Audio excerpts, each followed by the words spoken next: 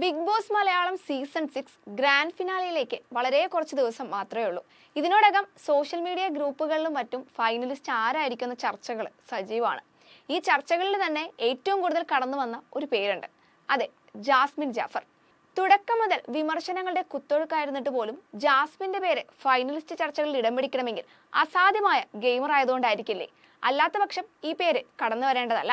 Season 6-ൽ ഗബ്രിയുമായുള്ള റിലേഷൻഷിപ്പിന്റെ പേരിലും ഹൈജീനിന്റെ പേരിലും Jasmine വീടിനകത്തും പുറത്തും വിമർശന വിധേയമായിട്ടുണ്ടെങ്കിലും ആസ് എ ഗെയിമർ എന്ന രീതിയിൽ Jasmine perfect Big Boss material ആണ്.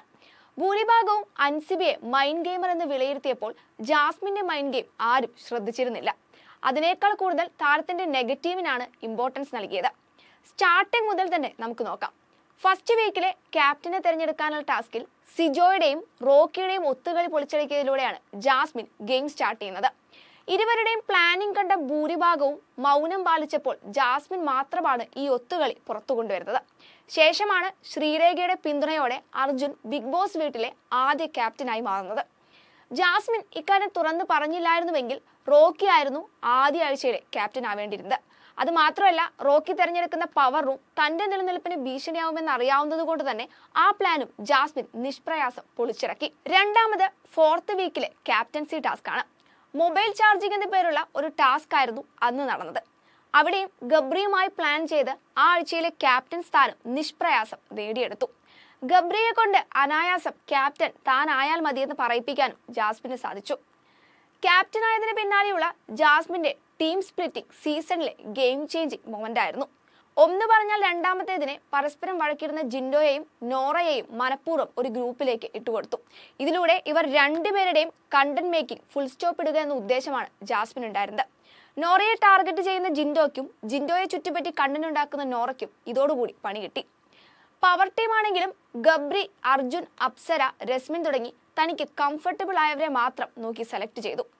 ഇനി വീടിനുള്ളിലെ ഒട്ടുമിക്ക മത്സരാർത്ഥികളെയും എക്സ്പോസ് ചെയ്യിപ്പിച്ച ഒരു മത്സരാർത്ഥി ഉണ്ടെങ്കിലും അത് ജാസ്മിൻ തന്നെയാണ്. പ്രത്യേകിച്ച് സിബിൻ, ജിൻഡോ, രസ്മിൻ.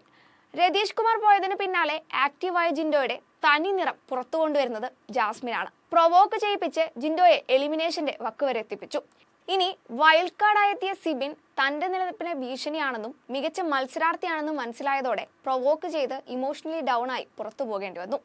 രസ്മിന്റെ കാര്യത്തിലും ഗബ്രി റിലേഷൻഷിപ്പിൽ സപ്പോർട്ട് ചെയ്യുന്ന ഏക മത്സരാർത്ഥിയാക്കി ജാസ്മിൻ മാറ്റിയെടുത്തു. അതുമാത്രമല്ല, ബുദ്ധിപൂർവ്വം ജിൻഡോയെ രസ്മിന്റെ ശത്രുവാക്കി കൊടുക്കുകയും ചെയ്തു. അടുത്തതാണ് ജാസ്മിന്റെ രണ്ടാമത്തെ ഗെയിം ചേഞ്ചിങ് മൊമെന്റ്.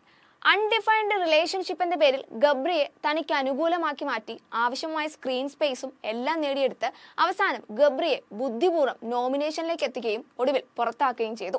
ഗബ്രി പോയതോടെ ഇമോഷണൽ ട്രാക്ക് കയറിപ്പിടിച്ചു. ഇതിലൂടെ പ്രേക്ഷക പ്രീതി നേടാൻ മാക്സിമം ശ്രമിച്ചു. ശേഷം പതിയെ ഗബ്രി പോയതോടെ ജാസ്മിൻ ഇൻഡിവിജ്വൽ ഗെയിമർ ആണെന്ന് പ്രേക്ഷകരെ കൊണ്ട് പറയിപ്പിച്ചു. ഗബ്രി പോയതിന് കാരണം ജാസ്മിൻ ആണെന്ന് പറഞ്ഞ് തർക്കിക്കാൻ വന്ന ജിൻഡോയെ ഉരുളക്കുപ്പേരി പോലുള്ള മറുപടി കൊടുത്ത് വായടപ്പിച്ചു.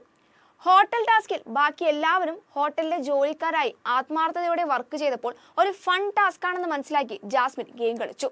ക്യൂട്ട് റോബോയായി മാക്സിമം സ്ക്രീൻ സ്പേസ് നേടിയെടുത്തു. അതുമാത്രമല്ല, പവർ ടീമിലുള്ളവരുടെ ഈഗോ എക്സ്പോസ് ചെയ്യിപ്പിക്കാനും രസ്മിനുമായുള്ള വഴക്കിൽ തർക്കിക്കാതെ നിന്ന് തന്റെ സൈഡ് സേഫ് ആക്കാനും ജാസ്മിൻ ശ്രദ്ധിച്ചു. ഇതിലൂടെ വിമർശിച്ച പ്രേക്ഷകർ ചെറുതായി ജാസ്മിനെ ഇഷ്ടപ്പെട്ടു തുടങ്ങി. അന്ന് ജാസ്മിൻ പ്രതികരിച്ചിരുന്നെങ്കിൽ ഒരുപക്ഷെ ഇത്രയും അഭിനന്ദനം ജാസ്മിന് ലഭിക്കുമായിരുന്നില്ല. ചാലഞ്ചറായെത്തിയ സാബുമോനെ കൊണ്ടും ശ്വേതാ മേനോനെ കൊണ്ടും ജാസ്മിൻ അസാധ്യ പ്ലെയർ ആണെന്ന് വരെ ഈ ടാസ്കിലൂടെ പറയിപ്പിക്കാനും ജാസ്മിന് സാധിച്ചു.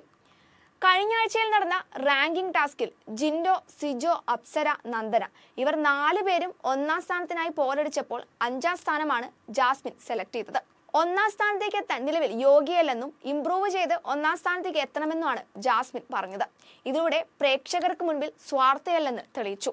മാത്രമല്ല, മറ്റുള്ള മത്സരാർത്ഥികളെ കൊണ്ട് ഒന്നാം സ്ഥാനത്തേക്ക് വരണമെന്ന് പറയിപ്പിക്കാനും ജാസ്മിൻ ശ്രമിച്ചു. ഇത്രയും സംഭവങ്ങൾ മാത്രം മതി ജാസ്മിൻ അസാധ്യ ഗെയിമറാണെന്ന് പറയാൻ. ഗബ്രിയുമായുള്ള റിലേഷൻഷിപ്പും അതുപോലെ ഹൈജീൻ പ്രശ്നവും ഒഴിവാക്കിയാൽ ബിഗ് ബോസ് വിന്നർ ആകാൻ സാധ്യതയുള്ള ഒരേ ഒരാൾ എന്നാണ് പ്രേക്ഷകർ പറയുന്നത്. ഒരു ഗെയിം എന്ന രീതിയിൽ ആ പ്രശ്നത്തെയും നോക്കിക്കണ്ടാൽ ഫൈനലിൽ എത്താൻ യോഗ്യതയുള്ള ഒരേ ഒരു മത്സരാർത്ഥി.